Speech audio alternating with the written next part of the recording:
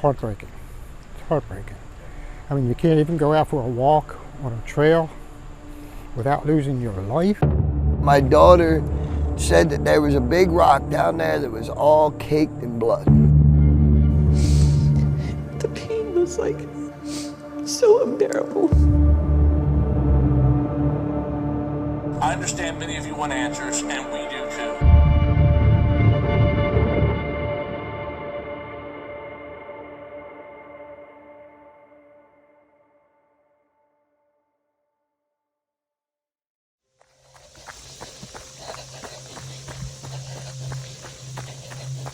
Around 6 p.m. on August 5th, 2023, Rachel Morin, a fitness enthusiast, left home for her regular evening run, like many other.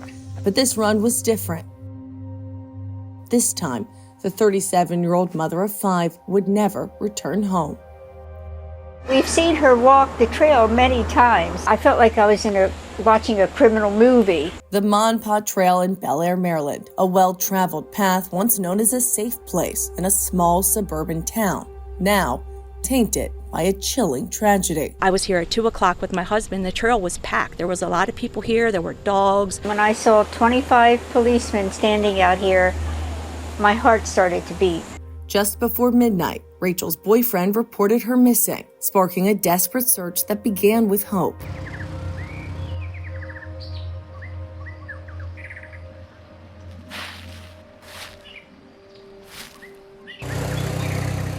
And would end in heartbreak.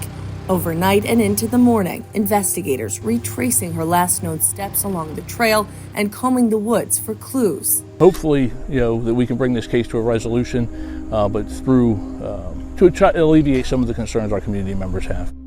But less than a day later, a deadly discovery. We just received a call from a who's advising that she has located the missing Rachel Morin subject on the Monpaw in a tunnel that runs under 23 priority 4 near mile marker 2.75 on the Monpaw. Rachel's remains ultimately uncovered by a young girl aiding in the community-led search efforts, her stepfather. It's not gonna be laying out in the open. I said she's gonna be tucked away somewhere. Claiming Rachel's body was found unrecognizable, stashed in a tunnel drain. If somebody were just to do a thrill kill,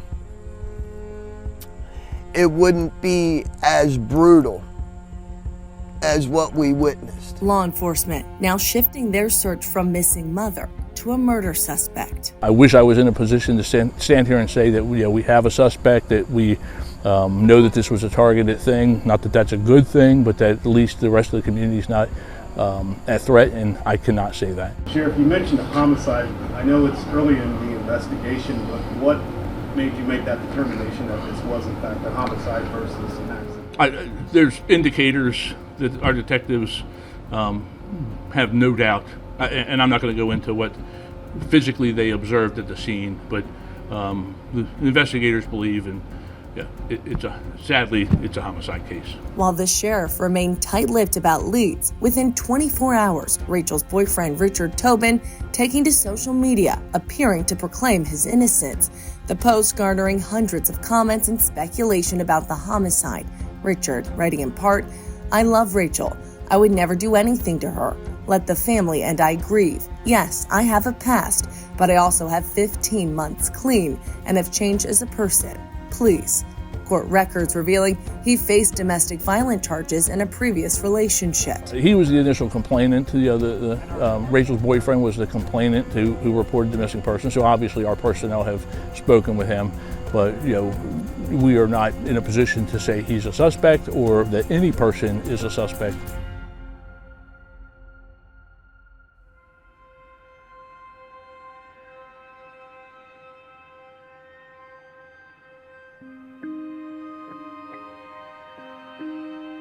We hear that they found her body,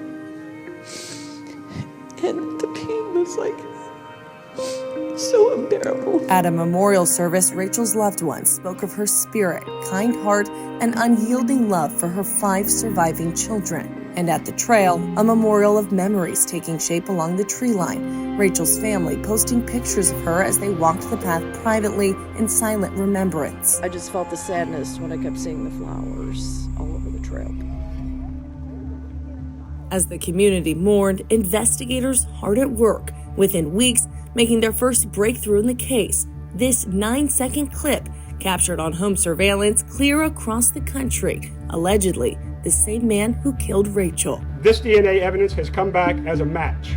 The suspect shown leaving the scene of a home invasion and assault in California. We know nothing more about him other than he was in LA and committed that crime in March, and he was here in August and is the murderer, we believe to be the murderer of Rachel Morin. We don't have any clue where he could be. We don't even know if he's still in Harford County or in the state of Maryland. With his back turned and his face out of view, the new clue seemingly fueling more questions than answers.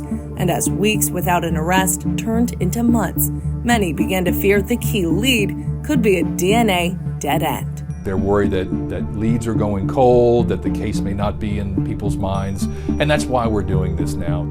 The Morin family offering a massive reward for anyone with information that could lead to an arrest.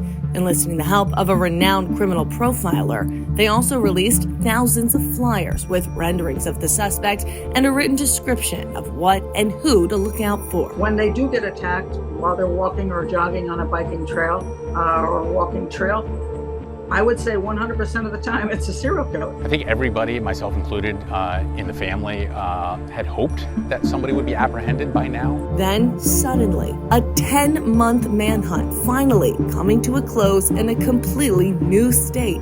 Investigators using new DNA technology to track him down in Tulsa, Oklahoma, although his ties there remain unclear. Rachel's murderer is no longer a free man. Hopefully, he will never have the opportunity to walk free again. At one point, when things seemed like really bleak and hopeless, the lead detective said to me, he said, patience will win in the end. And that's what they've been doing. They've been diligently working very hard, and they've been patiently working through all the leads. And it's because of that we have an arrest today. Shackled at the hands and feet in a yellow shirt and face mask, 23-year-old Victor Antonio Martinez-Hernandez, now charged with first-degree rape and murder. According to authorities, the suspect, a citizen of El Salvador, who illegally crossed the border in February of last year after allegedly murdering a woman there a month prior. Victor Hernandez did not come here to make a better life for himself or for his family. He came here to escape the crime he committed in El Salvador. He came here and murdered Rachel, and God willing, no one else.